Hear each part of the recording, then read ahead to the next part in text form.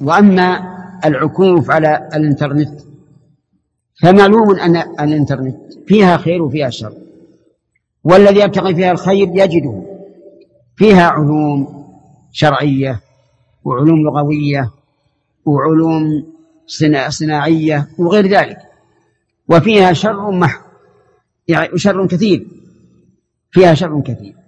وقد بلغني أنها في خطورتها أشد من القنوات الفضائية. فنصيحتي لإخواني لا بالنسبة للإنترنت ولا بالنسبة للقنوات الفضائية أن يتقوا الله في أنفسهم، وأن يعلموا أنهم ما خلقوا لهذا، خلقوا لعبادة الله عز وجل، وأنهم إذا نزلوا بأنفسهم إلى ما يشبه الحيوانات وهو إشباع الرغبات والشهوات فقد خسروا الدنيا والآخرة والعياذ بالله.